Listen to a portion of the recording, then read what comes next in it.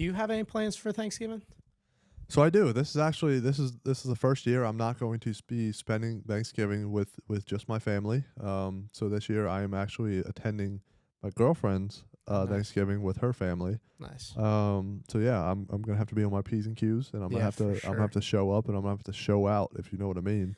Well, I don't know if they can see this, but you've already got 2 drinks going. Today's the day before. Today is the biggest drinking day of the year. Apparently it's bigger than, my dad said it was bigger than New Year's, which really threw me off. I don't know why. He said that college kids are coming home or something and they all want to party together. But I always saw it as seeing people that I never wanted to see at my hometown bars. Yeah. That's how I always saw it. Well, no, I agree. I have not participated in a drinking the day before. I'm always locked in. I'm ready to have a buffet on Thanksgiving sort of thing. Yeah. So I want to be on my top game when it comes to sit down at that Thanksgiving table, and I'm gonna put down a half a pound of turkey. I'm gonna put down some green bean casserole. I know you hate that, but I love that stuff. Some deviled eggs, some stuffing.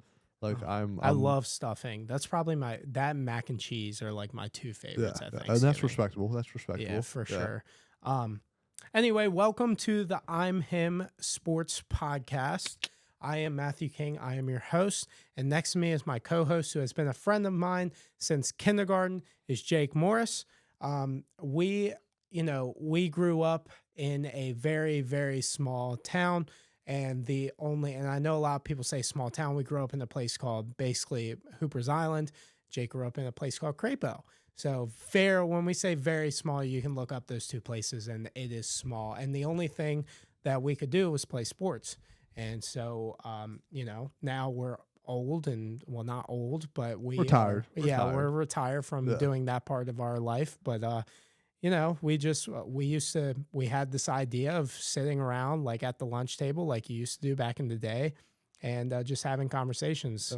And because we already live together, we already have these conversations as it is. So we just figured, you know what, why not record it and see what you guys think about it. So. Right. Not only that, but to keep a tab too, because honestly, people will say stuff and then say they never said. Because we have some pretty bold takes. So I want to hold you accountable on some of those. So. Yeah, there are some things I've said that are outlandish. That I mainly tweet now to keep a tab, but I hate that because so many people can go back in your tweets and see it now. Right. But yeah, I went to, if anybody cares, I went to High Point University. I actually studied sports communication. So this is what I've wanted to do, but I also worked for the Baltimore Ravens. At one point in my life, the Charlotte Hornets.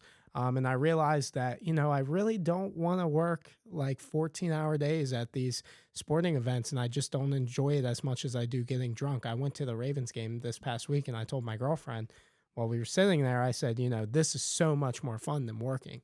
And, that's why I fell in love with it. But one thing I can say, though, is that you working for the Ravens, I got a lot of discounted tickets. Yeah. So I do kind of miss that for sure. Yeah, I do miss those days. I miss some perks of it. For sure. But you're much better off now. Yeah, for sure. And Jake here was a D3 athlete at McDaniel College. Yes, sir. Green Terror represent right here. Yeah, exactly. And we'll talk about this more in the podcast, but, long snapper, tight end. Long snapper is very disrespected. And you were very good at long snapping different things. You long snapped a bowling ball into a strike one time. I did. And it was money. I hit it and all the pins went down. And I believe at a party that we had at your house, I long snapped a ping pong ball through my legs into a cup. Yeah. And that might have been last shot. I don't even know. But yeah, we need the video of that. We definitely need to. I definitely have it. So yeah, it's somewhere in those Snapchat memories. But I definitely hit it. So yeah, for sure. So I'm just expertise on long snapping. Not really. I didn't make it to the league or anything like that, but I'm passionate about it. It's very disrespected, as you said. So for sure.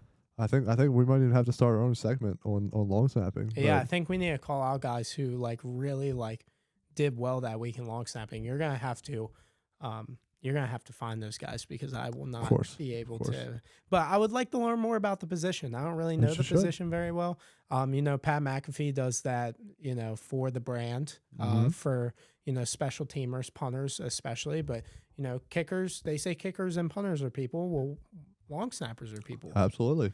But punters can't do their thing without the long snapper. Yeah, what's also wild too is you can always tell who the long snapper is every time he goes down the field. Yeah. He's always white. He always has no gloves on. Very unathletic looking. Yeah, you can tell he's like not like shouldn't be there. Like, but we're still people, okay? We're still people. We still exist. Right. I actually went to a I was kind of starstruck. I went to a party a couple weeks ago, and I saw Nick Moore, and I wouldn't have noticed him if I didn't like look him up on the internet, which I know who he is, but like I feel like they should get more screen time. Like if they like get like a nice like game winning kick, you go directly to the kicker, and you know what the kicker does? The kicker always gives credit to the holder and to the long snapper. And even Justin Tucker used to call it the wolf pack. So like I feel like they should get some screen time. Like what were your thoughts like snapping the ball there? Like how'd you go about like that dynamic of making sure like the ball was placed perfectly? Like get them all three out there, you know?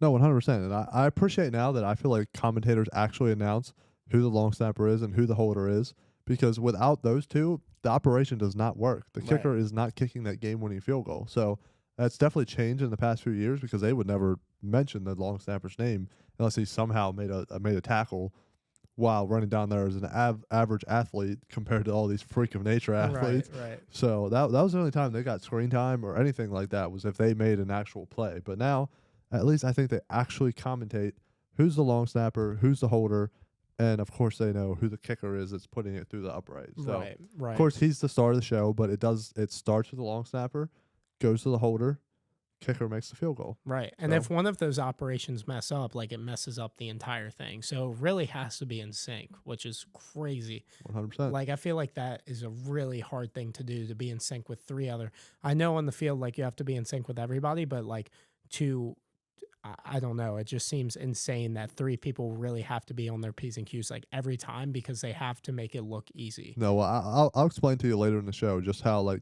actually how much thought and like the process of the whole thing is about like long snapping to the holder and then obviously to the kicker, because it always gets spotlighted when laces are not out for a kicker.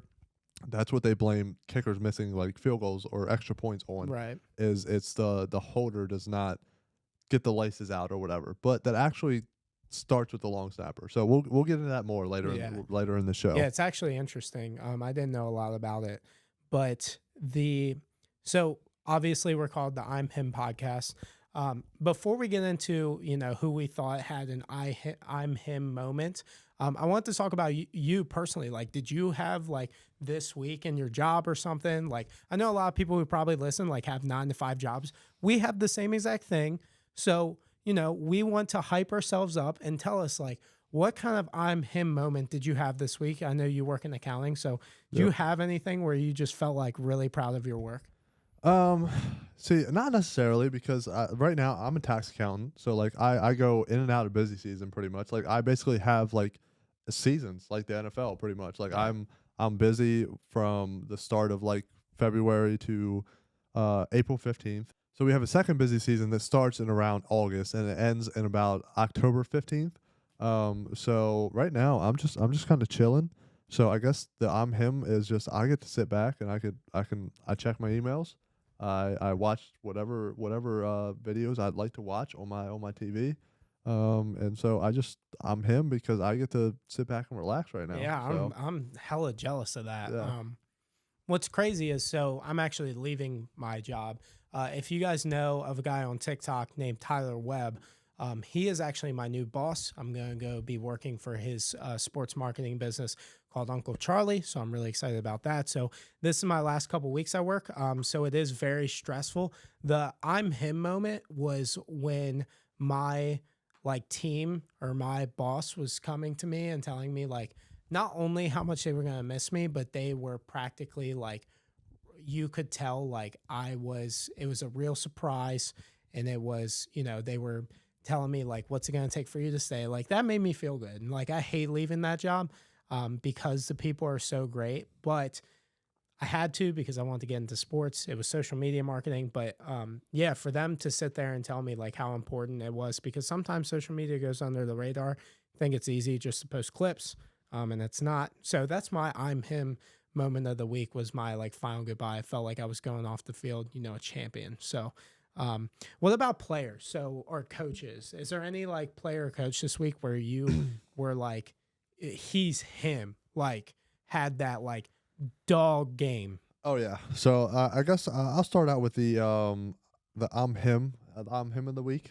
So this might be a little biased. So my older brother is a 49ers fan, and I'm going to go to Brock Purdy as the I'm him of the week. Yeah. Yeah. So that's a good one. This guy right here, first of all, he won the NFC Offensive Player of the Week. And I don't know if you know this, but he is the first 49ers quarterback to have a perfect passer rating since Joe Montana. I don't know if you know that. Have the first perfect passer rating ever as a 49ers quarterback. Oh, as a 49ers quarterback. Sorry. Okay. So yeah, he had himself the quite the game right there. So let's look at his stats right here. So he was 21 of 25. Right. 333 yards and 3 touchdowns. I wonder if that's his most yards, because I feel like I don't know for sure, but regardless. So I mean, like they had a 3-game losing streak, and everyone was thinking, "Oh, Brock Purdy's come back down to earth. Like he's not him." Like people were calling him a robot, pretty much, just saying like he knew like he was on such a winning streak as a NFL quarterback. So honestly, it's just great to see that a kid like this came back from that winning streak where everyone was like, okay, like he's not him, like he's not all that good, whatever. So for him to come back out and have this sort of game, like it's amazing. And honestly, looking at it, for this season, he is first in passing rating. He is first in completion percentage. Like he's actually doing a lot better than people think. But just because he is not a household name, people think, oh, it's just he's on a Cinderella run, like he's not doing all that great. So I love to see that this kid, he's got back on track. I mean, 49ers arguably, in my opinion, have probably the most talented roster in the NFL, but still, like, they also lost 3 games in a row. So it's possible for them to be brought down. But for the quarterback to come back, Brock Purdy, and have a game like that, like, I think that's deserved for the I'm him of the week. Yeah, so definitely. Shout out to Brock Purdy. What a performance against the Jacksonville Jaguars too. Not a easy win by any means, but he made it look really easy, and especially after the concussion situation and all of that stuff in the 3-game skid. So shout out to Brock Purdy. The I'm him player of the week for me, I mean, my guy, Odell Beckham Jr. Yeah, it's a little biased because I am a Ravens fan, but Odell Beckham Jr. turned the clock back, went over 100 yards. He had his highest PFF rating since, I think, 2014, and he made me feel like the money was worth it, because I have not seen a Ravens receiver make that kind of game in felt like 10 years. So he gives a spark to this Ravens offense, and he gives a swagger to the Ravens offense. And for him to come out and say, like, how great Rashad Bateman is, how great Devin Duvernay is, how great, like, all the receiver room is, like, just having that presence, like, he 100%, after having a rough start to a season, he deserves the I'm him moment of the week for me. But there were some players that didn't have great performances, or didn't have, or it could be coaches or whatever, who were not him. So yeah, exactly. Is there anybody who you thought that had like the I'm not him, like, solidified themselves? Yeah, I mean, I hate to jump on this like bandwagon, and we all saw it, and it's Marquez Valdes-Scantling. Yeah, rough. I respect him as a receiver, I do, but this past Monday Night Football, he was, I wouldn't say he's the reason, but he had the chance to win that game for him, like, outright.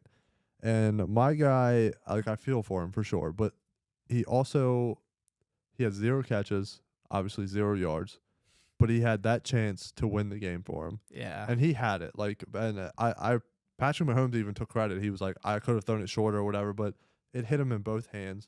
Yeah. And as any old player says, if it hits you in both hands, you're supposed to catch the ball.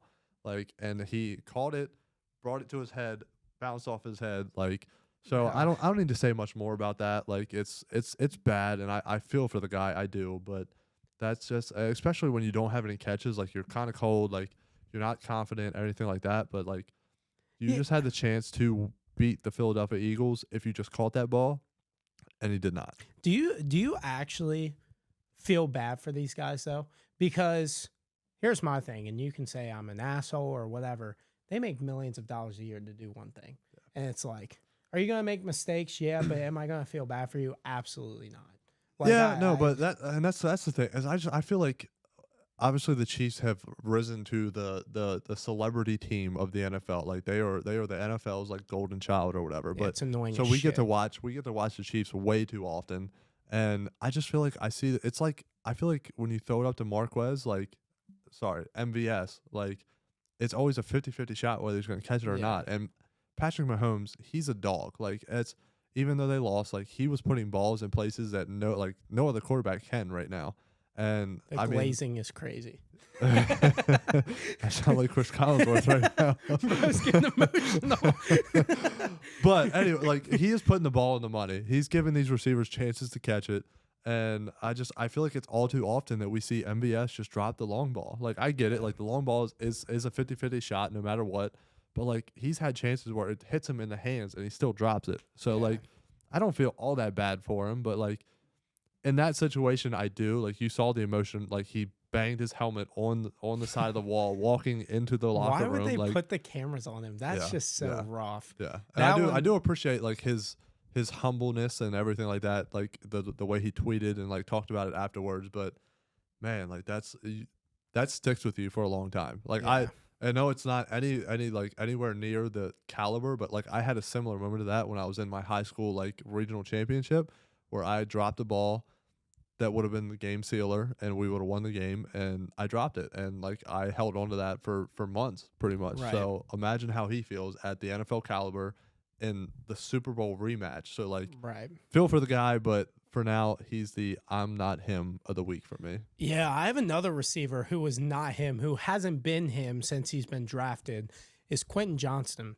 This guy, you said that MVS has a 50-50 shot every time it goes up. This guy has like a 1 in 99% chance that 99% of the time he's going to drop the ball.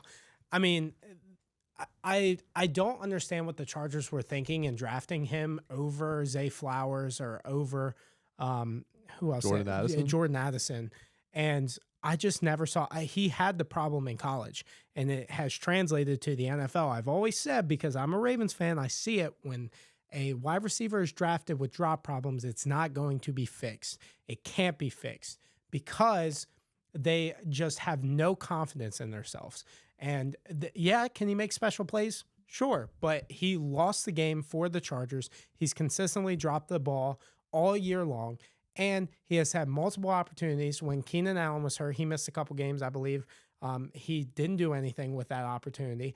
And it just feels like that he has zero confidence in the world. So my I'm not him moment of the week, or the I'm not him moment of the year for me, is actually Quentin Johnston. So the NFL week was absolutely insane. Like especially after the days coming after, we had Matt Canada get fired. We had Kenny Pickett play like crap. And I feel like that was the one thing that I want to start off with, because Kenny Pickett, I think personally, was horrific. And I hate Matt Canada, but I think a lot of the blame was they're going after the wrong person. I agree with that. I mean, I guess we'll see this coming week. I mean, we'll see what Kenny Pickett's all about. I mean, the only stat I know, like I watch Steelers football because you're a huge Ravens fan. I know you're very like in tune to what the AFC North is all about. But I mean, the only stat I need to read is that Tommy DeVito, who's only made 3 starts now, 2 starts, has more multi-touchdown games than Kenny Pickett does, and that's only 2. So Kenny Pickett only has 1 multi-touchdown game, and what is this? His second season. Second season, and so I mean that's the only stat I really need to read about him. It's insane, man. I think so. When I watch the Steelers offense, I understand the frustration with Matt Canada, but at some point, when do you stop? Like Matt Canada said himself, like there was a point where people thought that he had a burner account. Did you ever see that? It was a while ago. I think I did on Twitter. Some guy like sent a verification code thinking that was Matt. I doubt it was Matt Canada. I think it was just a joke. But in reality, like that person or whoever was kind of right. Like they were saying that everything is just blaming on Matt Canada. And it's like at some point you have to step up and say, like, it's the quarterback's fault. Yeah, no, 100%. And I mean, like I said, we're going to see this coming week and the following weeks to see if it really was just Matt Canada or if it was a combination. I truly believe it was a combination. But I think at that point, like Mike Tomlin had to make that move because like the culture that was coming about, like have you seen the clip about Chris Boswell? Like like Matt Canada was celebrating a win, and Chris Boswell came out and said it wasn't because of you. Yeah, that was like really. I mean, yeah, you could tell the players. That is a toxic culture to like be in the locker room, and you don't want that. So like, I guess they're hoping this is like a fresh start, something new.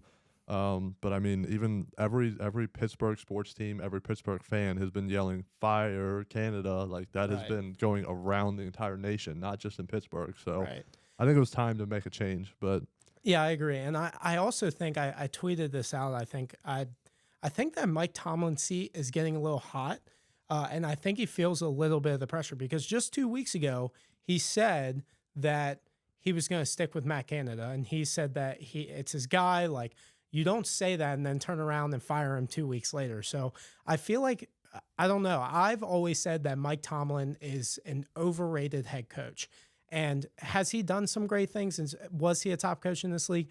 Absolutely. But at the same time, you have to say to yourself, when do the winning seasons not matter and when do playoff wins matter? I don't think the Steelers have won a playoff game since, I think, 2012 or 2013 when they had the big 3 Bs or whatever, and they never won a Super Bowl with them either, which is wild. Right. Yeah, no, for sure. And it's kind of crazy. Like, it's like, you want to talk about all these great coaches, like we can go to Bill Belichick. Like, I mean, look at what he's going through. They're saying he's on the hot seat now.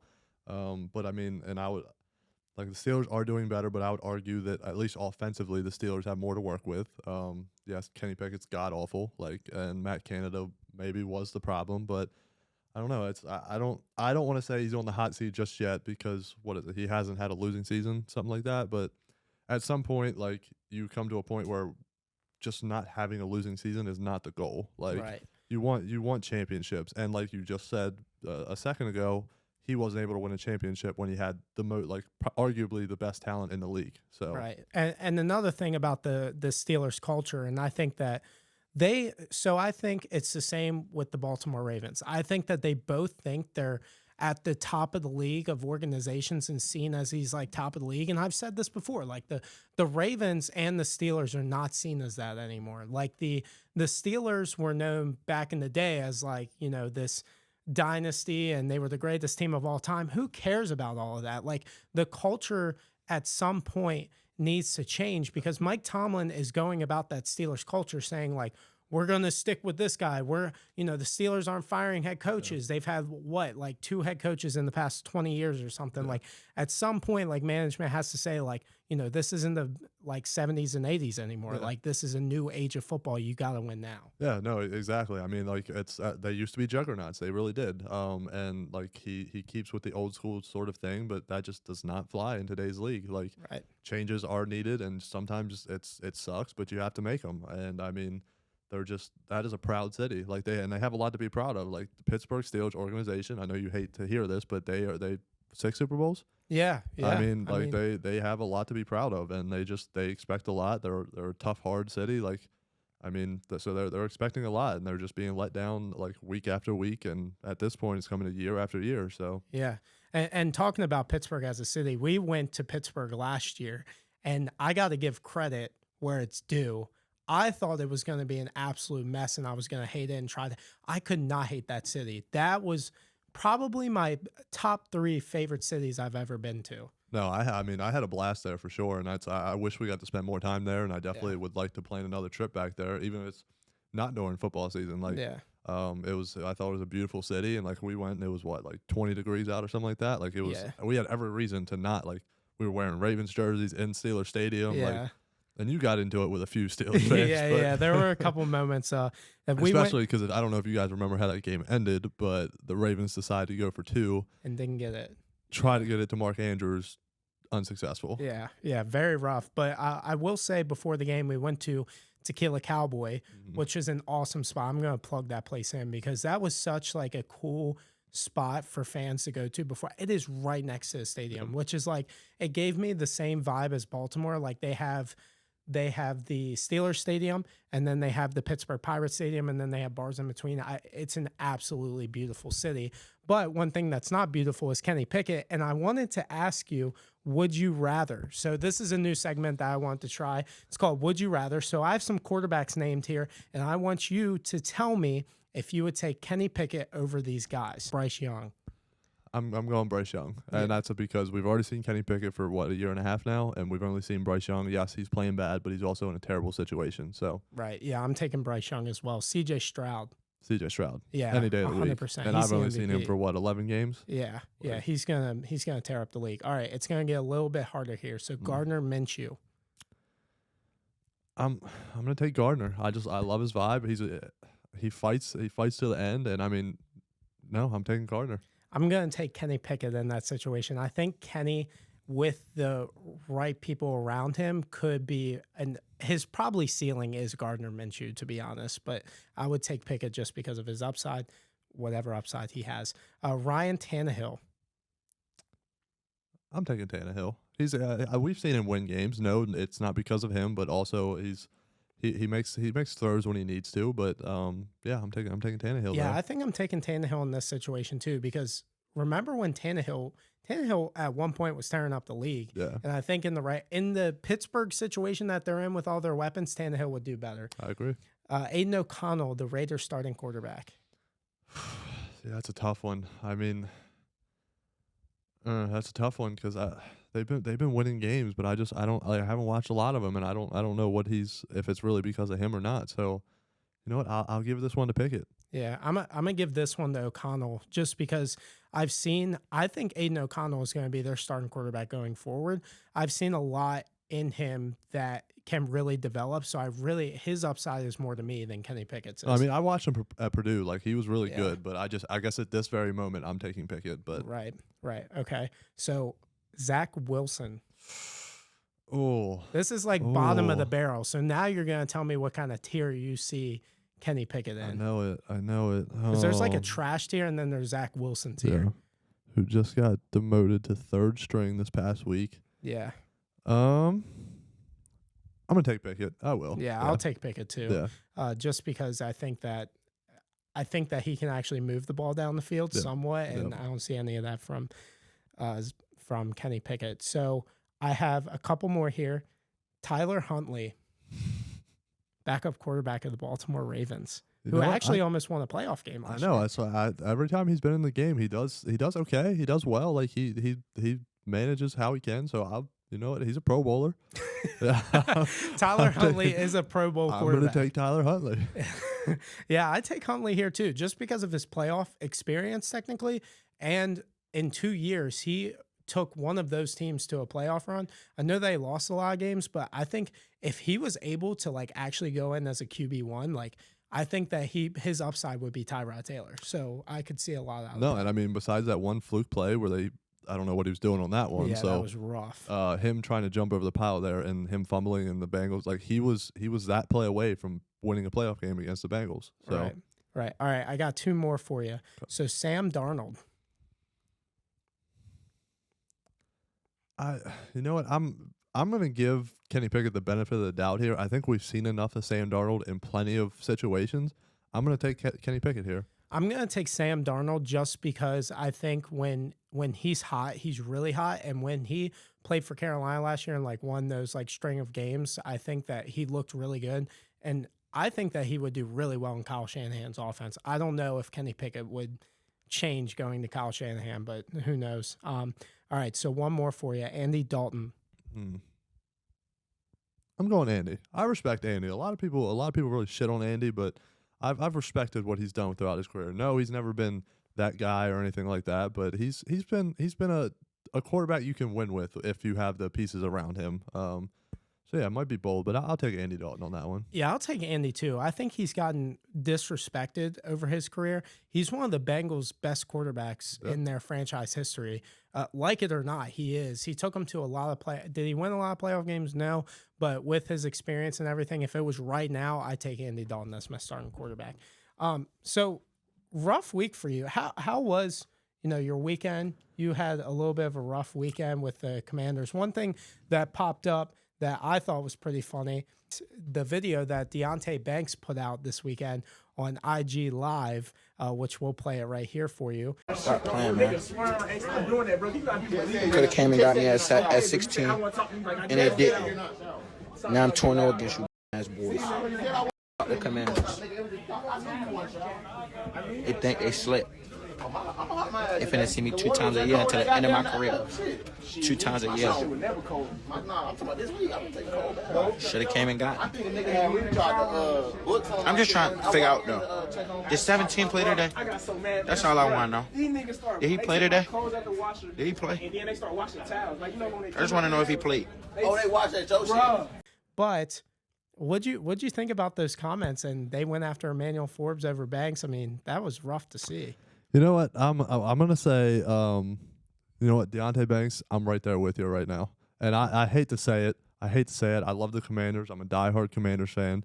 But right now, just it's fuck the Commanders. Like, to be honest, I love them. I love them to death, and I love a lot of the guys on that team. But right now, I think our biggest thing is coaching, and I talked about that last week. But no, man, I had so much hope for this team, and to go 0-2 against the Giants, but also to be just freaking dominated by the Giants in this previous one. I mean, we just made Tommy DeVito look like he's freaking prime Peyton Manning. Like, dude went off on us. I think he had almost 200 yards at halftime. Like, so again, Jack Del Rio, you're just a bum, and I can't wait to see you go. So I don't know. It's obviously you don't want to see another, especially a rookie talking like that. Like, it's kind of bold of him, but I mean, it's tough. It's tough water right now in the Washington Commanders organization, and you can even see the players feeling the same way. So yeah, I'm gonna put you on the spot, but what would you do personally to make the Commanders a competent football team next year, like a true playoff contender? What would be like your top moves that you would do if you were the GM? Well, I think honestly, right now we were already supposed to be in. I think, what is this, the 4th year of the rebuild with Ron Rivera? Yeah. Obviously, that's not going as planned. So, at this point, I don't really care. Actually, no, I changed my mind. Right now, I would like to see Ron Rivera and Jack Del Rio get fired. And I would like to see Eric Bieniemy become the interim head coach and just see what happens. Like, I don't know if he's the guy that will take us over that hump, but I do think that he has been huge in Sam Howell's development. I've been very impressed with how Sam Howell plays. Yes, he throws the ball a lot, but he's leading the league in passing right now because of all those throws. But he's playing well, and I mean he was on pace to be sacked over 90 times, shattering the previous record. So, I mean, I don't know. I think that's where we start, and I just want to see what happens, and then we start from ground zero again, and we start the rebuild again because we have some guys here and there, but I don't think we have the team to take us to the playoffs and actually compete. So right, I think we start all over again. Yeah, I don't understand why they don't make the move now. So everybody says to not fire your head coach mid-season. They think it's not a good look on the organization. I think it's just admitting that it's not working, and it also gives you an opportunity to see what you have in an interim head coach guy, or if you need to go outside of the organization and find that person. You see it with the Raiders now. They fired Josh McDaniels, and look at them now. Like, they have a head coach that they absolutely love. Like, everybody's getting behind him, and I think that the Commanders, I think maybe even the Panthers, like, I think that these head coaches really need to, or these franchises really need to take a look at themselves and say, you know, we might hire this guy in the offseason, like somebody within the organization. So why not just do it right now? Like, and see what they have, see if they can like get the guys going. And you can also see if the players respect him and see if they like the hire themselves before you go into the offseason, because you can see it like firsthand. Yeah. No, I think honestly, and I saw someone tweet this. I wasn't even thinking about it, but they said that Ron Rivera probably should have been fired after this last game, but because we're on a short week, since we're playing on Thursday, that they weren't going to let him go and make an interim head coach step in and try to coach on a short week. So, and then after this week, I mean, we're going to be in, this is week 12 now. Like, I don't know. I feel like, but I also saw something that said maybe this is Josh Harris keeping them around so that we can just tank the rest of the year. I mean, that could be. But what would you tank for in this situation? Because the quarterback situation is set. Like, I'm with you. I think Sam Howell is the guy, and I think they believe that. But like, what are you tanking for at this point? I mean, I've already seen a ton of mock drafts and everything like that. Obviously, offensive line is what we really need to target. Sure. Or corner. Yeah. I mean, there's a lot. I mean, both our edge rushers are gone. Like, offensive line is definitely top of the priority right now, but also saw Brock Bowers out of Georgia. I feel like that'd be a pretty good addition to our team, because I feel like you can find those late round offensive linemen that come in and they play well. Like, at least we'll play better than what we have right now. So and also Brock Bowers is another offensive lineman. Like a tight end can be an extra offensive lineman. Like they are just as important receiving the ball as they are blocking, and Brock Bowers is just great at everything. So, and I think a tight end for the development of a quarterback is so important. And I'm a little biased because of Mark Andrews, but I think if Lamar didn't have Mark Andrews, he would not develop the way that he has so far. So I would absolutely love that pick. No, 100%. I mean, it's the tight end is the QB's best friend. Like he's the one that, other than the running back, like the tight end is the one that's sneaking out into the flat, and he's there if the QB needs him. And I mean, I like Logan Thomas, like he's been usable, like he's been okay, but like recently, I mean, it's every time he runs the ball, I just have the feeling he's gonna fumble, and like it's just he's not what we need right now. And so I mean, I wouldn't hate the Brock Bowers pick, but obviously we need to prioritize offensive linemen. We need to prioritize setting up that defense in a better fashion than what they are right now. So. Right. And speaking of coaching fires, I wanted to talk about some coaching fires that might be coming up either in the season or at the end of the year. There's already been odds that have came out, and I think Ron Rivera was actually number one on those odds. At plus 200. Yeah, plus 200.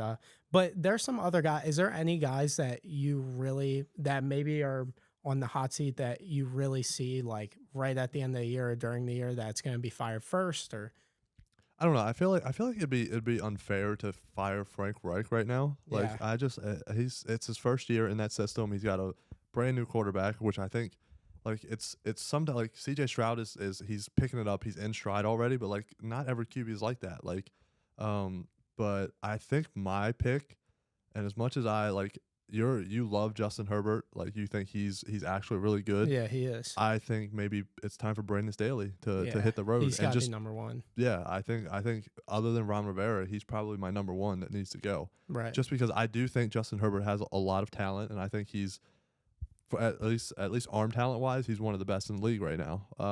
But they just cannot put together wins, and they cannot put together important wins is the main thing. I mean, last year they gave up how many? Like they blew an absolute lead. Like 27 points. I think it was bad. Like that's that was like awful. And I don't know. Like they have so much talent on that team, and they can't put together a win, like at least big wins. So right. Yeah, I agree. Brandon Stanley has got to be I'm surprised. I wouldn't be surprised if they lose on Sunday to the Ravens that he's fired. I want to go back to Frank Reich.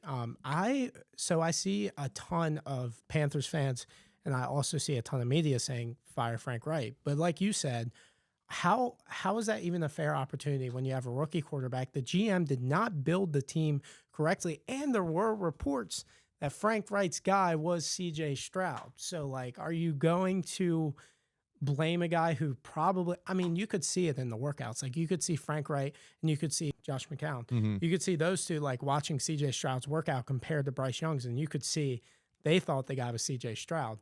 And I think Frank Reich, like, has a great offensive system, but how are they supposed to do anything when, one, they don't have any receivers that are getting any separation? They don't have a great offensive line. They went and paid Miles Sanders a stupid amount of money, which you never pay a running back that kind of money ever. And I will stand by, unless they are on Christian McCaffrey like level, if they can catch the ball out of the backfield, if they can do it all. Or even Josh Jacobs, I'd probably pay him too. That's a whole nother conversation. But in reality, like, I'm with you. I think Brandon Stanley is the first guy to go. But what about Robert Saleh?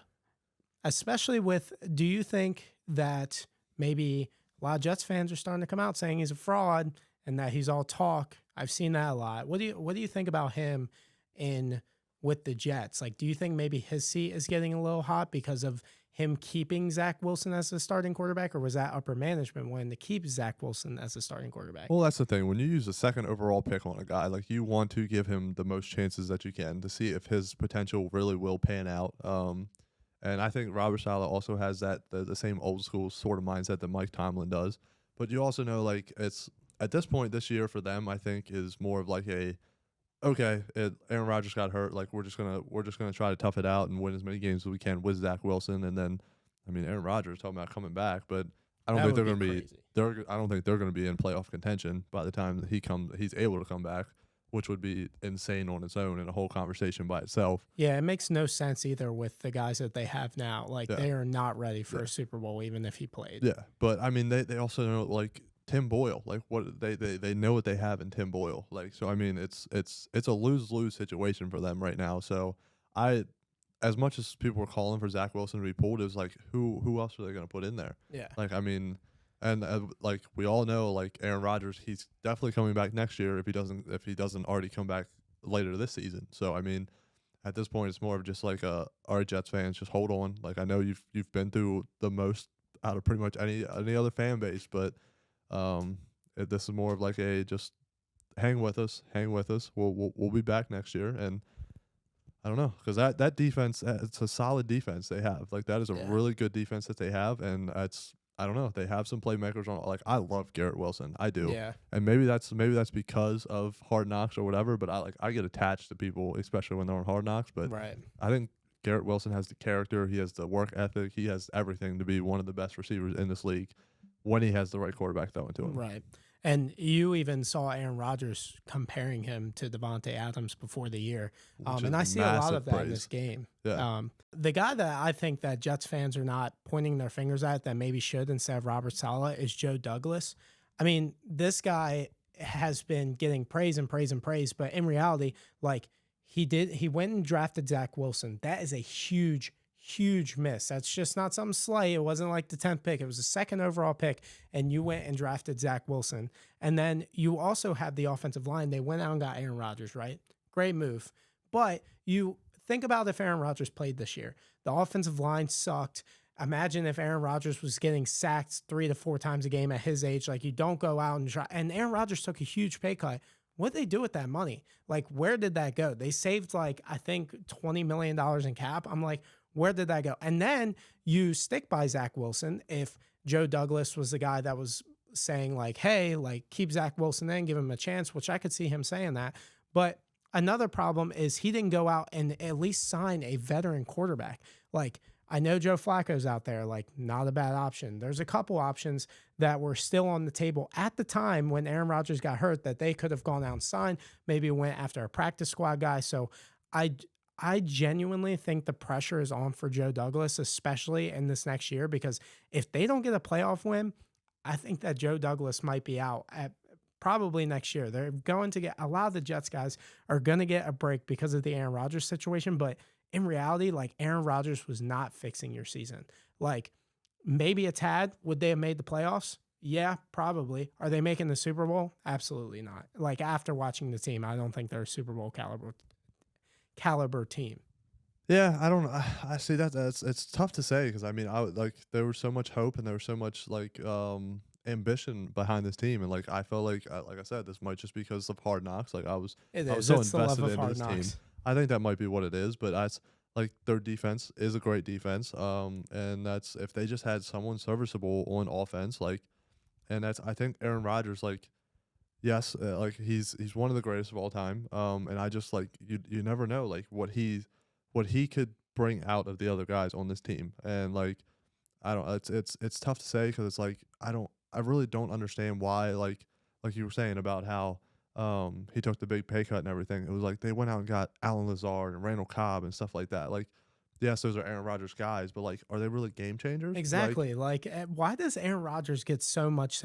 Like, why are we bowing down to these quarterbacks? Like, is it because there's so much pressure because they traded a lot for him and because like they haven't had a quarterback in so long? So you're like, okay, I'll go get your guys. Like, no, like go out and get guys that you think are good for your team that fit your culture. And it's like Aaron Rodgers is like, well, I want Green Bay's culture. Well, Green Bay only won 1 Super Bowl with you. So do we really want these guys that have never won a Super Bowl on the team? Like, I just don't see any benefit in that. Yeah, I think more of that than anything was just Aaron Rodgers is a big personality, and like he sets the tone of like how the team is pretty much. And so for him, and he's a crybaby. Let's be honest. So like if they did not just kind of And I think another thing that adds that though is because Green Bay did not listen to him, like when it came to free agent signings and everything like that. So the Jets brought him in and were like, okay, what do you want? Like, what do you want us to do? Like, and so he had a big influence on that. And I think at the end of the day, I think it was stupid, if I'm going to be honest. But it was just trying to keep him happy. I think that was the biggest thing, and that's why it's like it's tough to say like Joe Douglas has made a lot of big mistakes, but I think that was where that comes from, was just trying to keep Aaron Rodgers happy. Right. I understand that, but I don't get so here's what I don't get about Aaron Rodgers. I've always been an Aaron Rodgers guy. I have said multiple times I think Aaron Rodgers is better than Tom Brady just by watching him. Like, and do I still believe in their primes? Like, Aaron Rodgers was better than Tom Brady, like as an athlete, as everything except for maybe the mental portion. I thought he was better than Tom Brady, but that's why he made Tom Brady special. But like, so you complain about Green Bay and about the guys that they go get, right? They go and get, they keep Allen Lazard, they have Randall Cobb, they had all these guys, and he complains about them and says, this is not enough for me. So then you go to the Jets and you say, well, I want all the guys on Green Bay. What the fuck sense does that make? Like, you complain about it, but then you're like, oh, I want to take all these guys with me. Like, how the hell does that make any sense? And that just leaves me baffled that Aaron Rodgers, and by the way, Aaron Rodgers sucks on the Pat McAfee show. I know you love that show. I cannot stand to watch Aaron Rodgers Tuesdays because all he talks about is that damn vaccine. And I don't care how you feel about it. That shit is fucking annoying. And at some point, you got to give it up. No, I agree. I just, when he comes on that show, like, I just want him to talk football. Like, I want him to talk that sort of thing. Like, he's all about philosophy and all that. I get it. But, like, I'm tuning into the Pat McAfee show. Like, if you guys have ever seen it, it's a bunch of boys just talking ball, like what we're doing right here. And that's all I want to, like, talk about. Right. I don't want to get into these deep understandings and deep thoughts and everything like that. Like, but I kind of agree with you that I still love the Pat McAfee show. Pat McAfee, you're my guy. Yeah. But he's great. Yeah. Awesome show. Yeah. I just hate the Aaron Rodgers segment. Like, I just do not understand. Like, he thinks the media just absolutely hates him, and there's a reason why the media hates him and why I'm starting to hate Aaron Rodgers. Like, sometimes he just needs to shut up. But what about Zach Wilson going to third string quarterback? Like, that was a crazy, like, I understood why he got benched, but why do you think maybe he was demoted all the way to third string quarterback? Yeah, I don't know. I definitely think that comes from the inside, but I don't even know who the second string quarterback is. Trevor Siemian. Oh, Trevor okay, Siemian, okay. Who was awful. I mean, he is bad. Yeah, awful. No, there's no question about that. But I guess that comes from like inside the locker room or something. Like, I guess maybe even the players started to get frustrated with how Zach Wilson was playing. It was like, okay, fuck it, let's just throw another player in here and see what happens. And maybe Zach Wilson wasn't handling that very well. Right. So maybe this was like a statement almost by Robert Saleh and the team. Like, okay, like, sorry guys, we've given Zach Wilson all the chances we can get. But at the same time, I don't really understand it because this past week when he got benched, there's a clip of him and Garrett Wilson like talking on the sideline, and like Garrett Wilson seemed like he was really supporting him and everything like that. So I don't understand it because I feel like the players on the team at least support Zach Wilson and they want to see him do good. But I mean, we've given him 11 weeks at this point. And yeah, it's not producing. You can tell that the guys around Zach Wilson really like Zach Wilson a lot more than they did last year. I think one thing that Zach Wilson has done is he's really matured mentally. And ever since that press conference, when he wouldn't put it on himself, when the reporter asked him, do you put any of the blame on yourself? And he kind of like shoved it off. Mm-hmm. And now he's taking the blame every single game. He's saying like, it's my fault. Like, Zach's a good guy, but like a good guy doesn't mean that he should keep playing for you. Well, and I'll be honest, I kind of feel bad for him because he got thrown into the ringer his rookie year, like trying to make something of that offense and that team. So I thought Aaron Rodgers coming to this team so he can learn from him, sit behind him, mature. Like, I thought that was the best thing that could have happened to him. So for Aaron Rodgers to snap his Achilles on the third play of the game offensively for the Jets, like, he just got thrown right back into I wouldn't say the ringer because I feel like their team has improved somewhat, but still, like, he was not ready mentally. He was not ready maybe even physically. Like, he thought that this season was just going to be a learning curve for him. Like, this was going to be a time for him to soak in all the information he could, from one of the greats, and he just got thrown right back into there. So yeah, for sure. I kind of feel bad for him because ever since, like you said, day one, he has been like thrown into the fire, and I think you're gonna see a lot more teams like take precaution with these top quarterbacks, and maybe unless you're like a Caleb Williams, but maybe someone like Drake May, who didn't play against great competition all the time, and someone that can be really good in the future. Like I could see a quarterback like that, like really sit down for a season and learn. And you saw it with multiple of the top quarterbacks in the league. Like Patrick Mahomes sat for a year behind Alex Smith. Was he probably better than Alex Smith at the time? Yeah, probably. But was he throwing 50 touchdowns in his rookie season the year prior? Probably not. So, like, I think that that's such a huge move to do with your rookie quarterbacks nowadays. I might have a bold take here. I'm gonna be honest. Like I've watched a bit of USC this year. I think Caleb Williams, although a generational talent, I don't know if his mentality is there to be an NFL quarterback. Yeah. How do you not take the press conference? I hate to say it. But I think he might have potential to have a Zach Wilson-esque start to his career. Do I think he can turn? Does he have more potential to turn it around? Absolutely. But I don't know. We'll see. That's just a hot take coming from this seat over here. Yeah, I'm starting to hate Caleb Williams. I'm really on the hate Caleb Williams train. Is he special? Absolutely. But his mentality is just so bad. And if I'm like the Chicago Bears and I have someone like Justin Fields, who you can tell from college, he loves football, he works hard. Like I just don't see that in Caleb. I don't see that dog mentality. It's always with Caleb Williams. It's always like, well, I'm going to score 40 points. And you can tell on the bench, like, he doesn't give a shit. Yeah. And I just don't want that type of guy on my team. Yeah. But in my opinion, who I would like to draft is someone like Michael Penix. Because Michael Penix, I think, is almost as special, or even Bo Nix. I think that those two guys, when they're put in the right situation, they're going to end up having better careers than Caleb Williams is, because they're going to get drafted to a team like Michael Penix could be the next Pittsburgh Steelers quarterback. He's going to be in a better situation with better coaching, better management than they would in Chicago, where Caleb Williams might end up, or even New York. Yeah. So it's like, we say Caleb Williams is going to be great, but in reality, like these quarterbacks that are going to slip late might end up having the better career than him.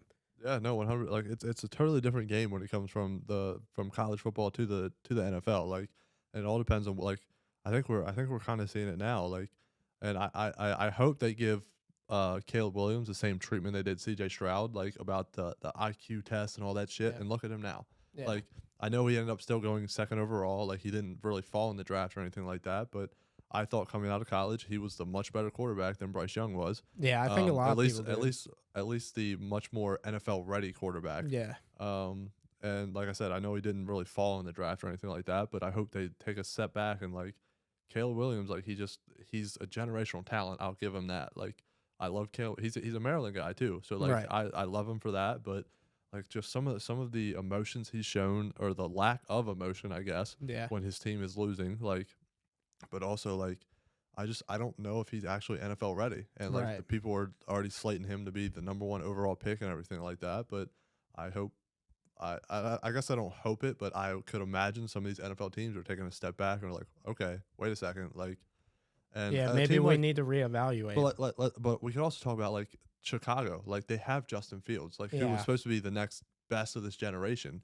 He did not fix that team. Right. So, like, I don't understand why taking someone like Caleb Williams, they're thinking, oh, this is going to change the franchise for us. Like, this is going to turn things around. So that's just my tidbit on that whole situation. So yeah, I 100% agree. I think that and the shit with him crying with his mom, and that shit was so fake.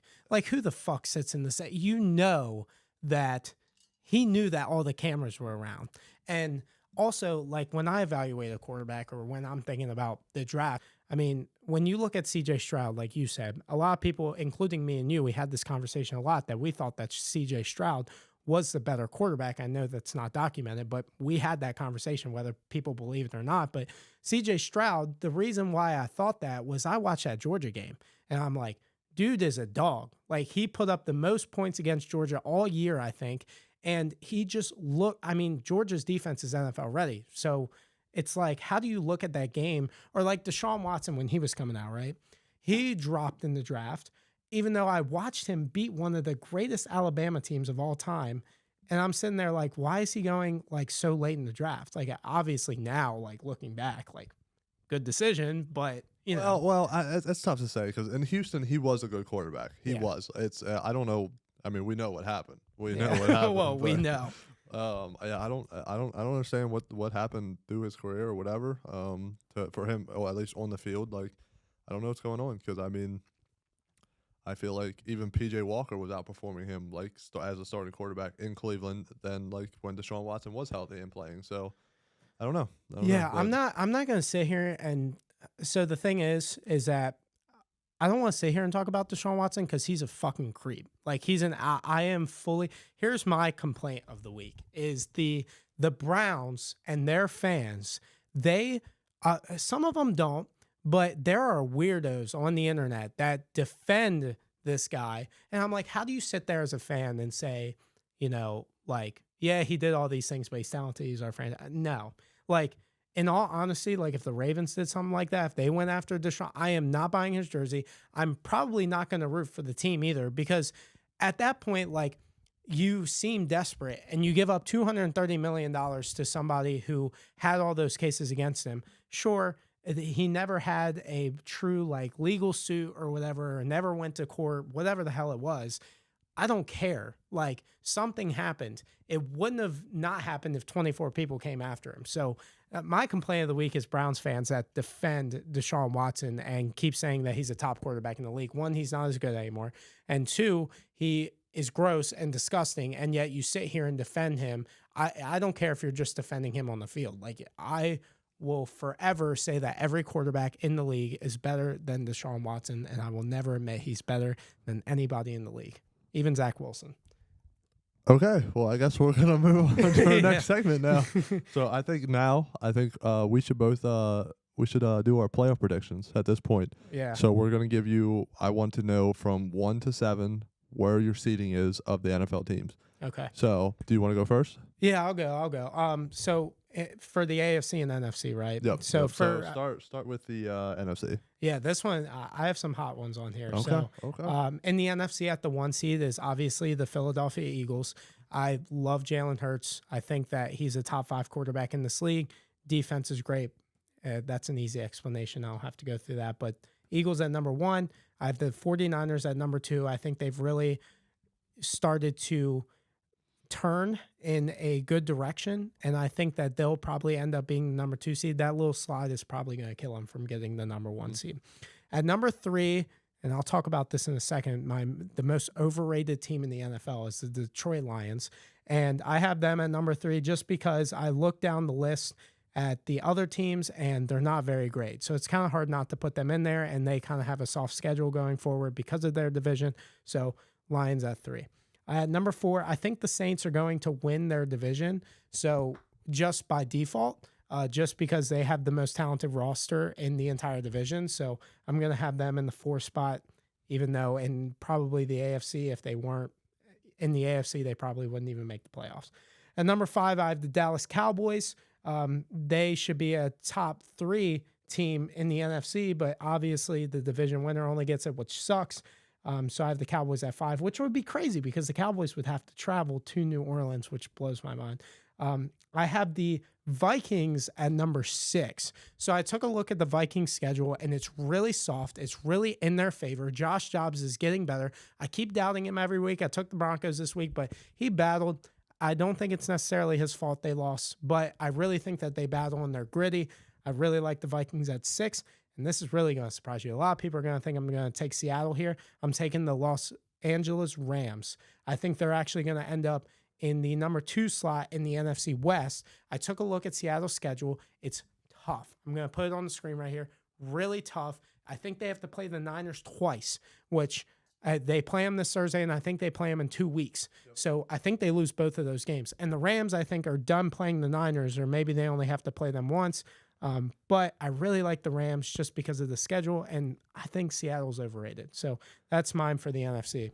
Okay, well, this might surprise you, but I have the exact same teams in my playoffs. Really? At different seedings, Okay. But so I'm going to start off the Philadelphia Eagles. They have somewhat of a cakewalk the rest of the way out. Yeah. So I think they take the number 1 seed, no doubt. But where it differs for us is I think the Lions are actually going to have the number 2 seed. Like you said, they have a pretty easy schedule throughout this way. I know you're very passionate about their overrated or whatever. But I think they stick with the number 2 seed, and then I go 49ers at the 3rd because throughout they have the Eagles on, I believe, December 3rd. Yeah. And then they play the Ravens at 1.2. So I don't. It's honestly, I think it really depends on that one. I think Eagles stay at the 1 seed no matter what. But when they play the Eagles, I think that'll decide whether they can jump up to the 2 seed or not. Yeah. If they win that game, I think they can jump up to the 2. But I have them at the 3. This 4th one, I mean, the NFC South, it's such a toss-up. Like, I went back and forth on whether I wanted to do the Saints or the Falcons, but I ended up picking the Saints. So that's there.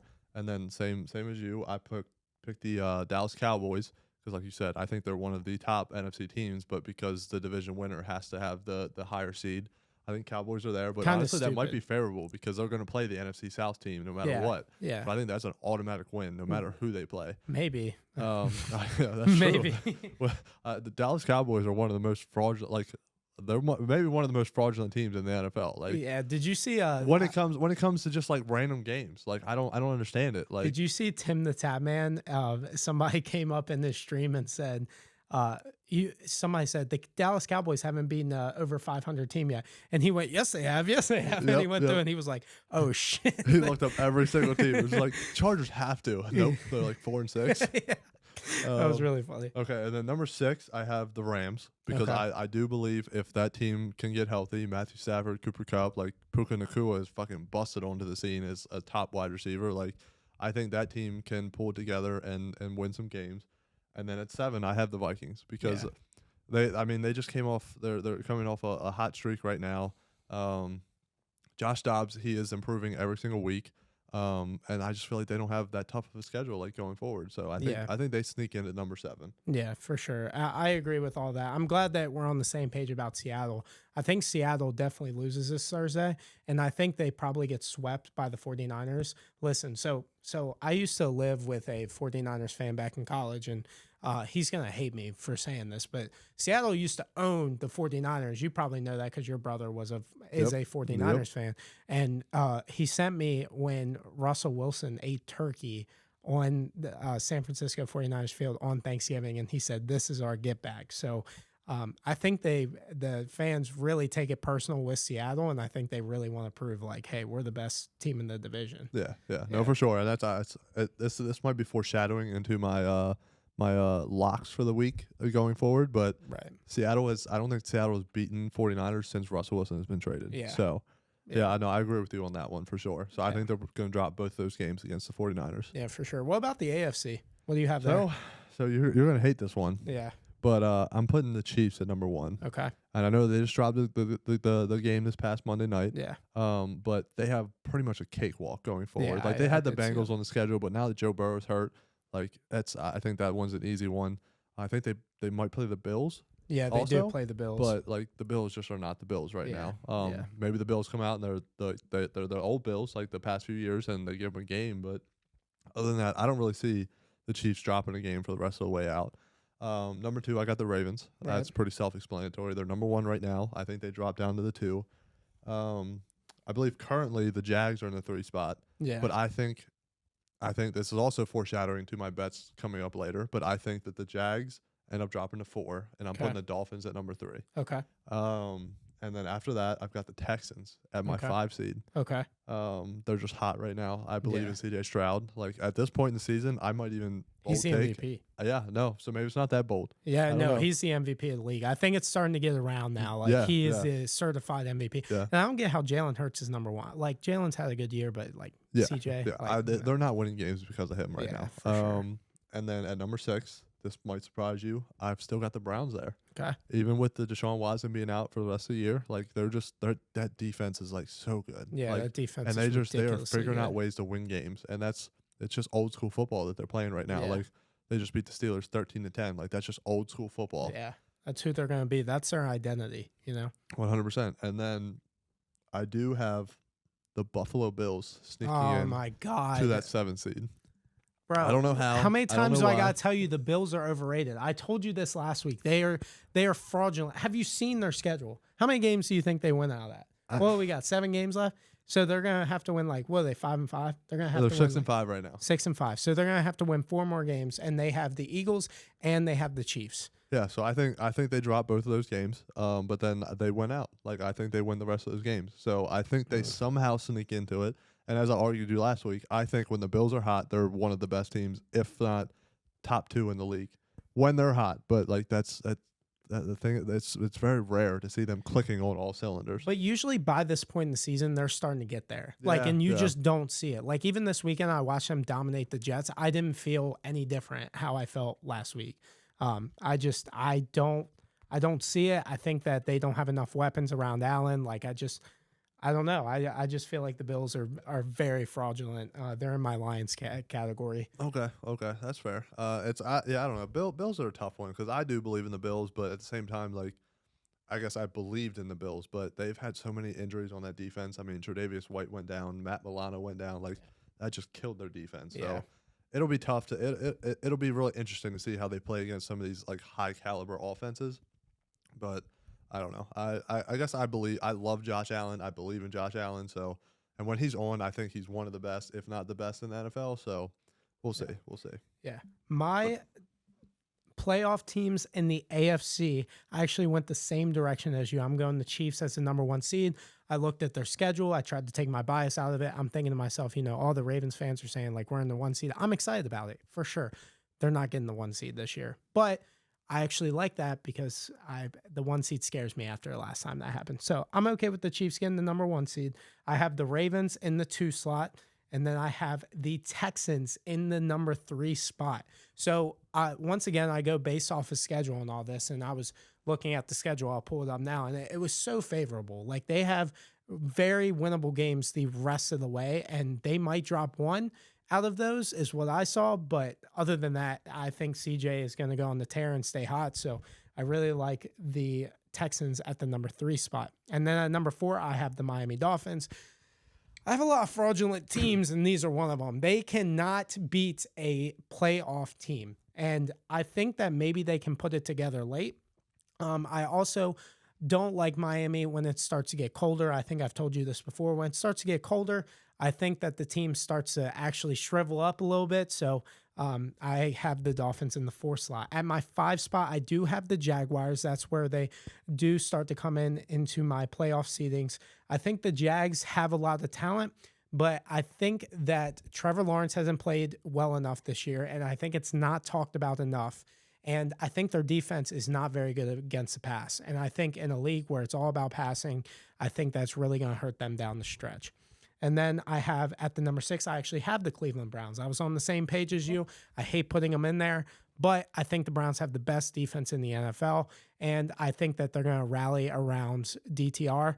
And I think, and Joe Flacco maybe gets another chance to win a ring. So if the Browns win the Super Bowl with Joe Flacco, I will get a Joe Flacco tattoo on my ass. Is that right? Yeah, for sure. That's how confident. I'll shake on that. They are not going to win the Super Bowl this year, but they will make the playoffs, and they'll probably be a one and done.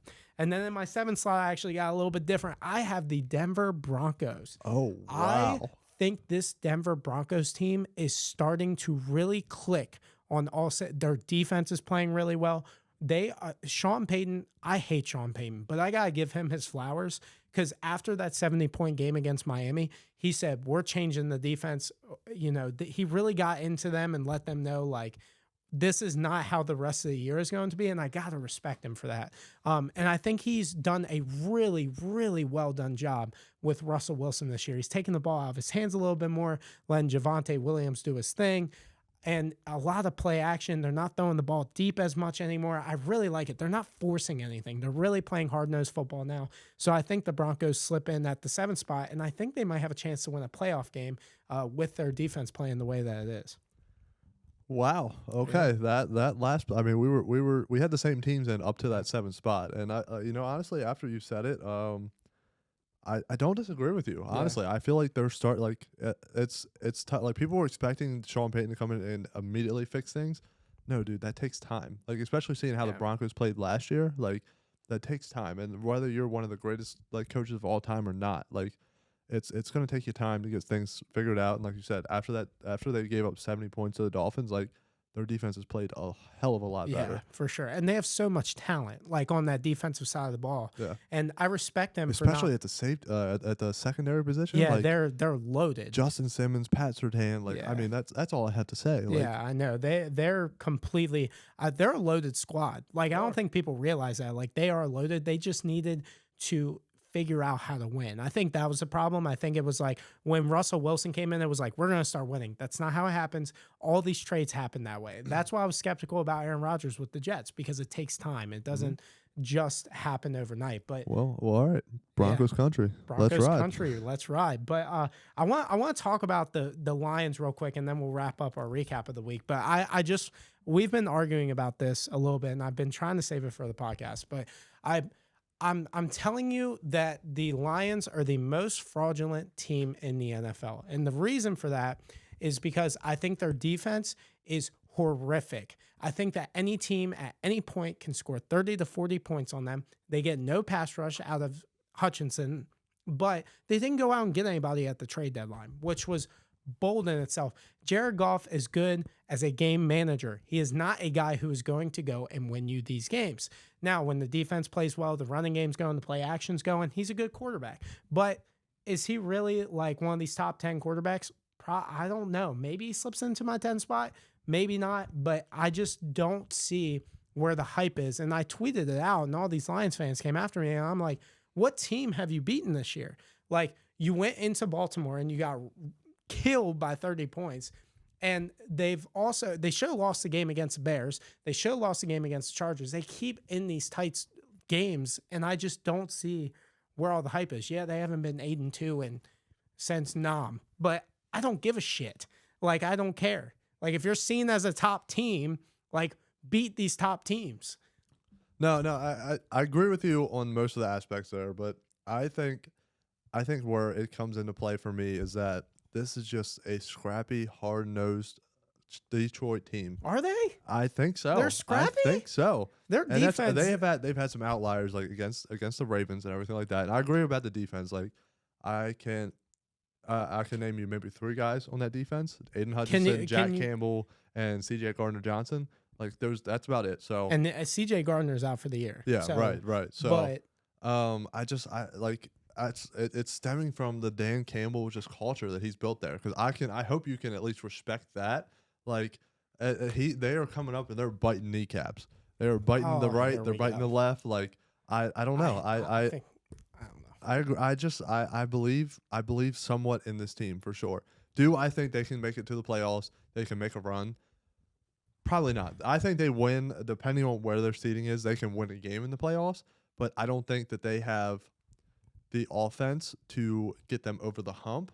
But also, I might even retract that statement a little bit. Like, their running game is, I think they have probably the best in the league. I would like David Montgomery and Jahmyr Gibbs, especially now that they're actually giving Gibbs the ball. Like, that 1-2 attack, like, is that 2-headed attack right there. It's the best. It's insane. Yeah. Like, so that's the thing with them is I feel like if they can control the game, I think they can play with anybody in this league. But if they get down early, like they did against the Ravens, like they're screwed. Yeah. And we've seen a lot of teams like that. They make it to the playoffs and then they get down big and then they're screwed. So yeah. I don't know.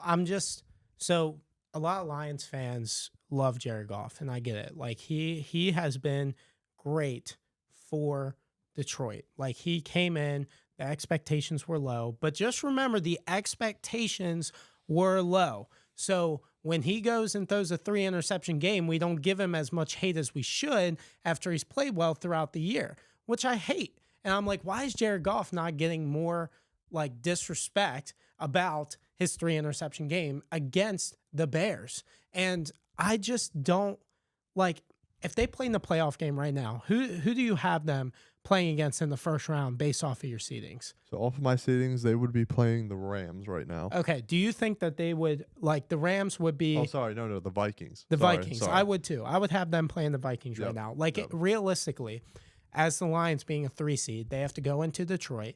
And do you think that the Lions, like, take control of the entire game? Like, from start to finish, like, they should be able to win that game with ease and prove that they can win these multiple games. Do you think they go in there? Or do you think that they maybe win off a field goal, maybe lose off of a field goal? Like, where are you at with that? Because that's the type of team that I see. I think if it was the Kirk Cousins led Vikings, I think it's not the same game. Yeah. But I think it's a lot closer. But now that they have Josh Dobbs, like, I think, and they would have to be coming to Detroit. Yeah. But I also think that they have to.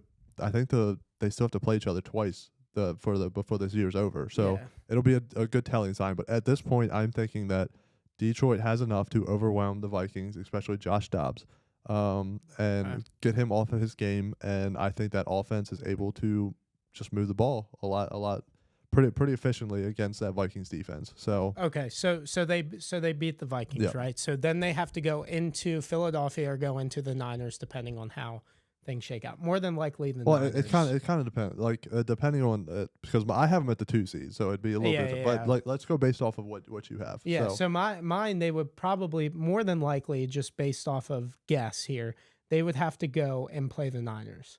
And I just don't see them even competing. See, that's where I see them as overrated, because people are like, oh, the Lions are Super Bowl. No, they're not. They are not Super Bowl contenders. Like, they are a year away. Like, I think that they're building something, but we need to stop talking about them as a top team in the league, because they're not. Yeah. It's just not. I don't care what the record is. It's not. yeah, no, I'll agree with you there, because they pride themselves on being a physical, like, hit you in the mouth sort of team. But then they came to Baltimore, and that's exactly what Baltimore is. Like, they will hit you in the mouth and see how you react.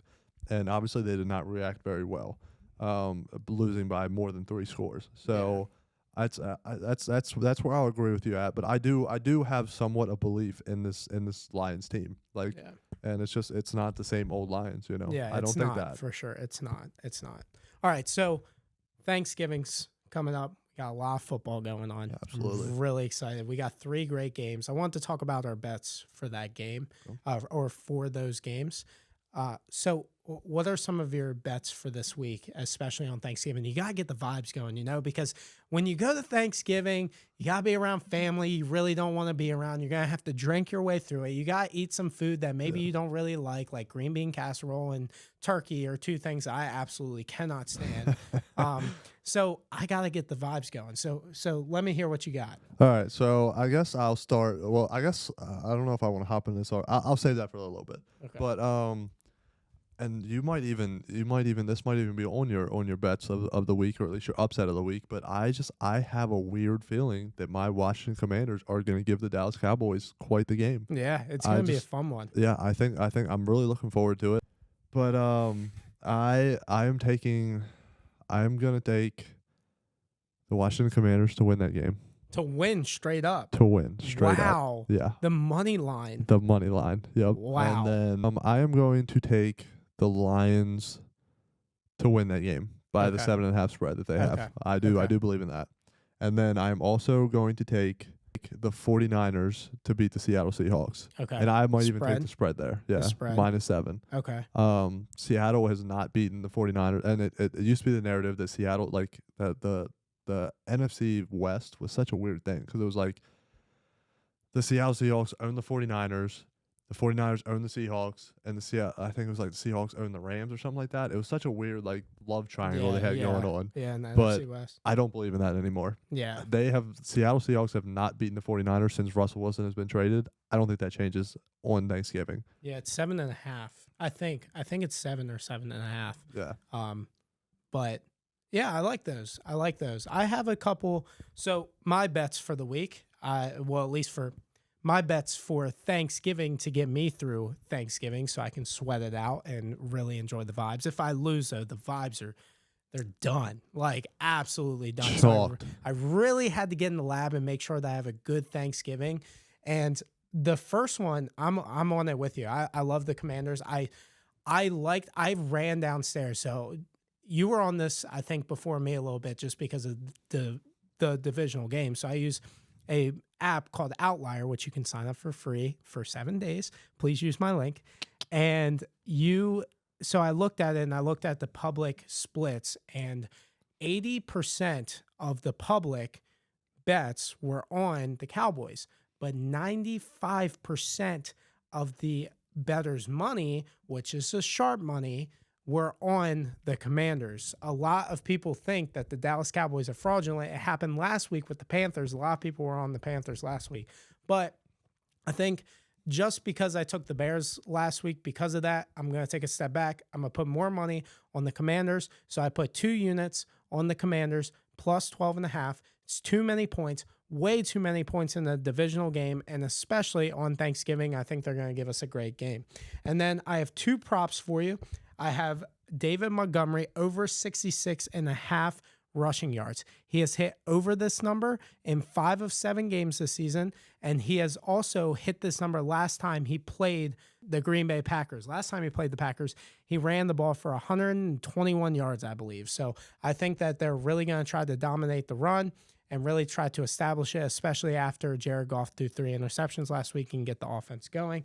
And then my last one is David Montgomery as well. I like his over receiving yards. He's at 5.5.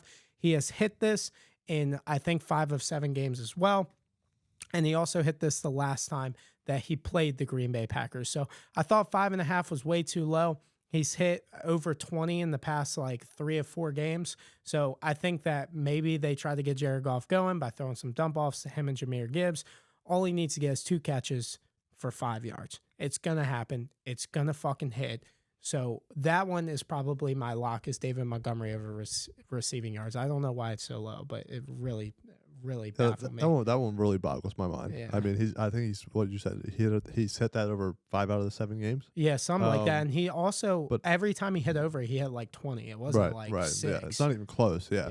So I don't know. I love the Commanders pick. I do. Like I said, I just have that feeling, and sometimes that feeling leads me astray. But also, Sam Howell owns the Cowboys, and he's only played them 1 time. He does. He does own the Cowboys. 26-8 in the final season, or the final week last year. So, oh jeez, imagine, dude, you'd be rolling in some cash if that money line bet hits. I think they're plus 400 or something. Yeah, so I might have to sprinkle just a whole unit on there. I don't know. Right.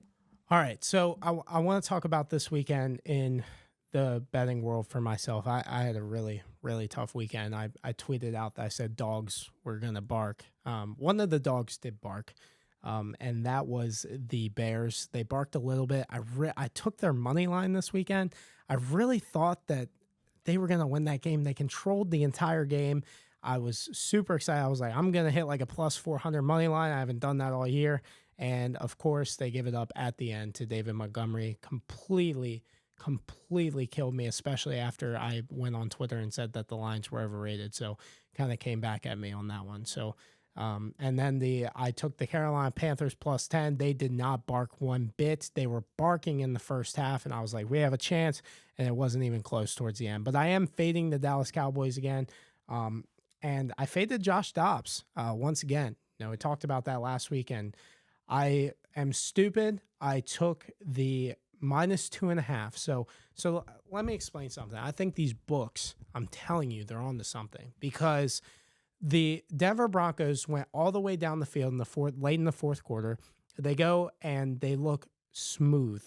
I felt like Russell Wilson was completing every pass he was throwing. He threw a great moon ball up to Cortland Sutton for the touchdown. I'm like, okay, they're going to throw the ball here on the 2-point conversion.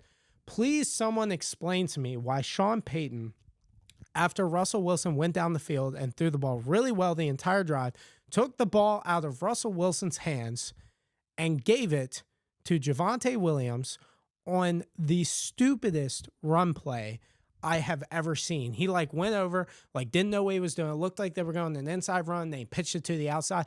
It seemed a little sketchy to me. It seemed like Vegas made the call and said, hey, the line's at 2.5. We're going to make the most money if Denver wins.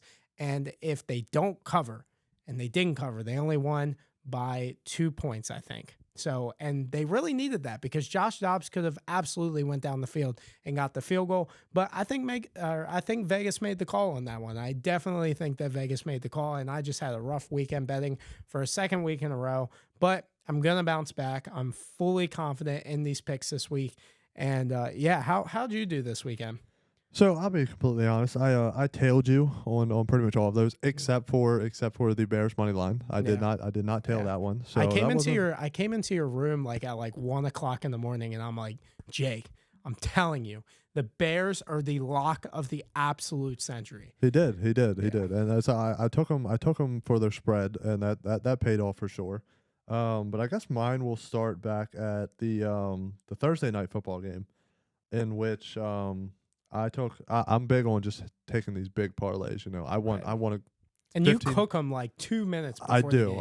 game. It's just what I'm feeling leading up to the game. And it's always the Thursday night. It's always the primetime games that I'm really that I'm going to be locked into. That's the only game on. So I guess it starts off with the Ravens versus Bengals. Okay. So I have, starting off, I had Gus Edwards over 45.5 rushing yards, hit. Keaton Mitchell over 7.5 receiving yards, hit. Joe Mixon over 19.5 receiving yards, hit. Lamar Jackson over 25 rushing yards, hit. Joe Mixon over 40 rushing yards. Zay Flowers over 25 receiving yards. All those hit. My last two things was the Mark Andrews over 40 yards receiving. That should have been given back. Exactly. That should have been given back. And then my last thing on it was Jamar Chase over 50 yards receiving, an alternative receiving yards line. What did he end with? 12. Wow. He only had 12 yards receiving? 12 yards receiving. It's the only fourth time this year that he has not hit over 50 yards receiving. Well, Joe got hurt, so you kind of got screwed by that. Yeah. But in reality... even when he was in the game, I don't know if he had a reception up to that point. Yeah, he kind of went ghost against the Ravens. He's been ghost against the Ravens both times this year. What's that quarterback's name? Brent Stevens? No? The corner, Brandon Stevens. Yeah, he's locked him up all year. He was cooking him. Yeah, And then I had another one. I took the money line for pretty much every single game except the prime times. Mm-hmm. So I had Jaguars, Dolphins, Cowboys, Texans, Browns, Lions, 49ers, Bills, Rams. You want to know the two games that led me astray?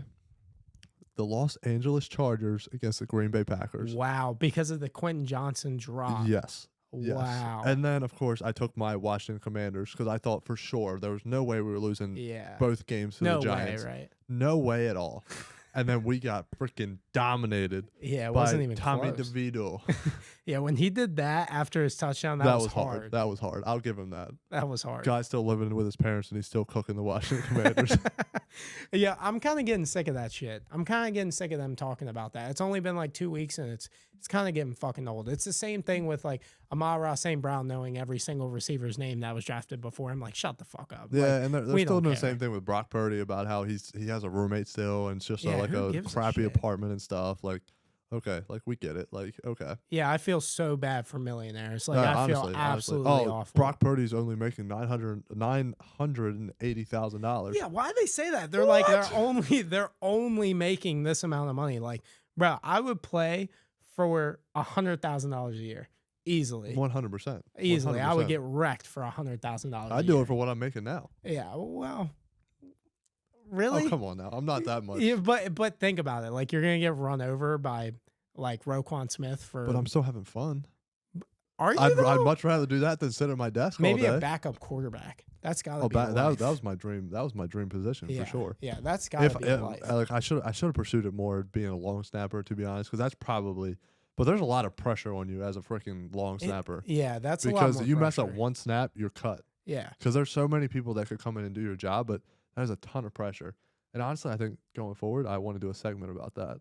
Yeah, what, long snappers? Yes. Long snappers. You got to give more respect about long snappers because they long make it look so easy. Long snapping, exactly. It's automatic. And doing it in the rain is it's a very hard task. Right. It's hard to grip that ball. It's hard to get the spin on it that you want. It's hard to get it back there to the punter as fast as you can, especially in the NFL where you've got these freak athletes coming at you trying to block that ball. You have to be on your P's and Q's, and you have to get that thing back there in less than 2 seconds. Right.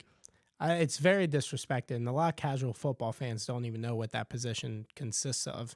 And I think centers get a bad rep too, like in general of how hard I think they're the second hardest position outside of left tackle, just because they have to snap the ball to the quarterback, and they are the quarterback of the offensive line. So I think that, a lot of positions are getting disrespected, and long snapping is one of those that I don't respect as much, but I'll start watching more. Yeah, do you ever notice, do you ever watch someone and see like a low snap or maybe a little bit of a high snap and you're like, and I'm like, I could do better than that? 100%. But like, can you see when they do mess up where maybe we don't see it? Well, see, that's a lot of people don't understand this, but it's not. So punting is a different thing. Like the punter has time to flip the ball over the way he wants it, and he'll position it that way. But on an extra point and field goal, like the long snapper is responsible for putting the ball in the holder's hand with the laces already out. Like they are supposed to, like they are expected to do that. And so whenever you see the Chris Collinsworths and everyone like that, like complaining about, oh, the laces weren't out, like that's all. That's part of the holder. Like they're supposed to correct that. But the expectation is that the long snapper on that play is supposed to give them the ball, the holder, so where all they have to do is catch it and put it down. Like I don't think people actually understand that. How do you even train to do it? That's crazy. Just muscle memory. Muscle memory on how you hold it, see how many rotations you need to get it back to the. So and that's the thing. It has to be accurate, but it also has to be fast enough. So it has to be on a line, but it also has to do enough rotations so where when it hits the holder's hands, it's able to he grabs it and he puts it down. That's wild. Yeah. I did not know that. I thought that was always on the holder, like to make sure that the laces are out. I mean, it is to an aspect. But well, it's like half and half. I didn't even know it was half and half. I thought the ball just came how it came. Like I didn't know that it was possible to actually make the laces like come out. Yeah. That's wild. Yeah. It's literally like long snapping. You use two hands. Like I did it where my right hand was on the laces and my back hand was on the back of the ball. And it's all about like the rotation you have when you come out of it. Like it's something. Like that's crazy. Yeah. All right, so now we're gonna roll into our guess the player segment. So if you don't know what that is, essentially I have a player in my head, and Jake here is gonna have 10 questions or 10 hints that I can give him to guess the player that I have in mind. Now we do have a little bit of rules. It can't be like a backup to a backup. Like it can't be anything wild. But Jake, go ahead and start it off. I don't think you're getting it today. I know that you were hot last week. I think you got all 3 last week. I don't think you're getting this one this time. Yeah, so I'm 3-0 going into this segment here. So I guess I'm just gonna start with the roots. I'm gonna go AFC or NFC. NFC. Okay. So now we'll start with. I mean, I could really make this easy, but I don't know if I want to. Oh wow! Here we go. The confidence is rolling. Yeah. NFC. Okay, so he's in the NFC. Is he offense or defense? Defense. Okay. Is he a skills player? Yes. Okay.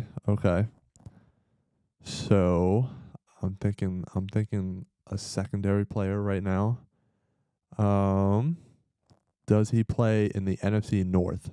Yes. Wow. Okay. Wow, really good. Okay. Guess. So what am I? Is that 5? You're 4? on 4. 4. Oh wow. Okay. Does he play for the Vikings?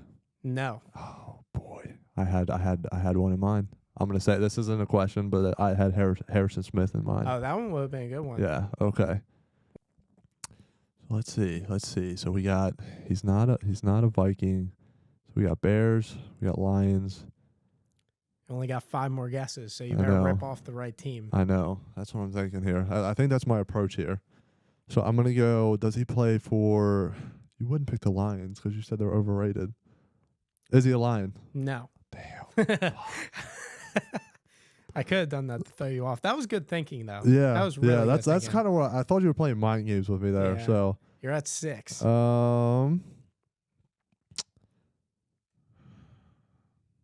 Is he a Bear? Yep. He is a Chicago he's a Bear. You're at 8 questions. Damn, so you only got 2 left. This is going to be tough. But you know the position.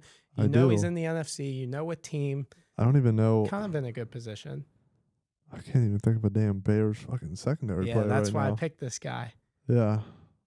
I mean, There's only Does he play safety or cornerback? Corner. Oh God, I don't even know the Bears cornerbacks. One of the best in the league. I'll give you that. He's really good. He's underrated as hell. I I think I'm just gonna rip it here because I don't know what other questions I could ask here. Okay. And this, I don't even know if he plays for the Bears anymore. Kyle Fuller? No, you were looking for Jalen Johnson. Oh God, I would never fucking get that. Oh my God, Jalen Johnson. Yeah, he was. I know, on the trade but I would have never guessed him. So yeah, I went for it today because you won the last couple. Yeah, I had to humble you a little bit. So okay. Yeah, last time you had Christian McCaffrey and I didn't get it, so I'm pretty bad at this game. I went pretty bold. It was not as easy this time. I can tell you that. But you still didn't get it last time. So yeah, that one was rough. You might already be chalked. But there's a lot of stars on that 49ers team. Yeah, so yeah. All right. Is he in the AFC or NFC? NFC. Okay. Is he in the NFC South? No. Okay. NFC North? Yes. Oh, wow. We both went NFC North today. Is he a Lion? He is not.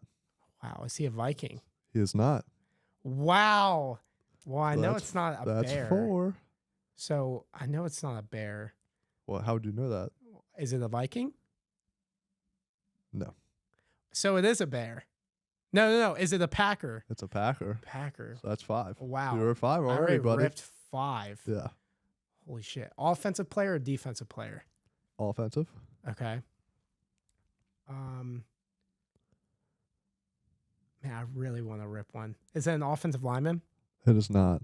Oh, wow. I was going to guess David Bakhtiari. Oh, that would have been a good one. Yeah. But he hasn't played this year, so. Is it a wide receiver? No.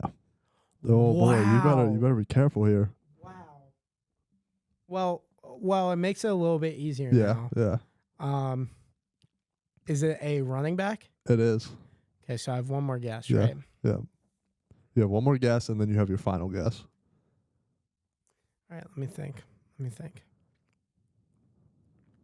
All right, is he on his second contract?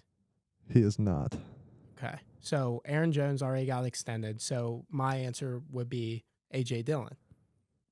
You are correct. Bang! Bang! I can't believe I won today, and you didn't. Wow. So I get to celebrate, and I get to say I'm the guest the player winner for today. How's that make you feel after? You know what, Jake? Here, let me treat it like it's a like you're in the NFL media. How does it feel today to lose to Matt and guest the player? Well, listen, I went 3-0 last week, so here we go. It is what it is. Like we let them down every now and then, but I can tell you next week I'll be back. Yeah. Well, congratulations to you, Matt. Thank you. Good stuff. I will take that win. And AJ Dillon's a guy because he farms and streams farming. Absolutely. That was cool yeah. And we both had to use him in fantasy this year. So. Yeah, I had to use him last week. I had to start Aaron Jones and AJ Dillon. Oh, wow. Yeah, I had to start both of them. Yeah, that's how tough it was. Wow. I had some But injuries. honestly, AJ Dillon got me like 10 points last week, so I'll take that. I'll take that as a just plug in for a running back. So, hey, AJ Dillon, I love you. Yeah, and also, you used to play with a kid I played in high school, David Bailey. Yeah. So, who knows? Dog. Maybe he'll be a Packer. Maybe. Yeah, that'd be really cool. So with Thanksgiving coming tomorrow, which once again, happy Thanksgiving to you and your family. And I've already talked kind of shit about Thanksgiving. I think that the only good thing about Thanksgiving is football. I think all the food is very overrated, and I think that just being with family for that long just really gets on my nerves. But you have some questions for me about you have some Thanksgiving trivia questions for me, which I'm super excited about. Just because I probably know more about Thanksgiving football than Thanksgiving history in general. So, well, all right. Well, so I guess we'll just hop right into it here. So I have some Thanksgiving trivia questions here for you. Okay. So first of all, this is not really one of the questions, but you know the two teams that have always played on Thanksgiving, right? Yeah. So it's the Lions and Cowboys. The Cowboys. Yep. Yes. Okay. So let's hop right into it. So I am going to give you a question here, and you have to give me the top 3. Okay. Okay. So who has the most passing yards on Thanksgiving Day? Okay. So Matthew Stafford has to be one of them. Number 1. Passing yards. Wow. Mm-hmm. Hope it's nobody from like a long time ago. They're all well-known names. Yeah. So. Troy Aikman. Yep. Troy he's number Aikman. 3. Okay. And I feel like it's another Cowboy. Just because they had, it couldn't be. I don't think it. Dak Prescott? Nope. Oh, wow. All right, so that's your first strike. Okay. I'll give you 3. So Jared Goff hasn't been there long enough. You were right. It is a Cowboy. It is a Cowboy. Okay, that helps. You're definitely overthinking it. I thought a Dak or Troy. Oh, Tony Romo. Tony Romo. Bingo. That's number 2. Okay. So Matthew Stafford had 3,000 passing yards on the dot. Wow. That's impressive. Tony Romo, 2,338. Troy Aikman, 2,174. Oh, nice. Yeah, Wow. yeah. Interesting. Okay, so next one. Who has the most rushing yards of all time behind Emmitt Smith, who is sitting at 1,178 on Thanksgiving? He had that much? On Thanksgiving, yep. Just because he's played for so long or whatever. Okay. So I have multiple choice here for you, so it's not as hard. So I'm gonna give you. Wait, can I guess before you give me the hints? Absolutely. I think I have one. Barry Sanders.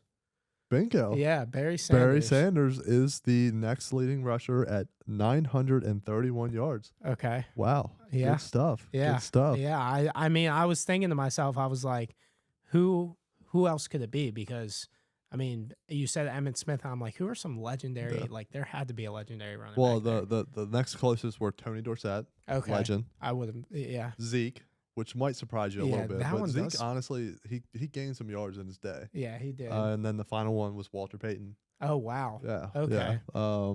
Yeah, I wouldn't have gotten Zeke. Definitely wouldn't have gotten Zeke.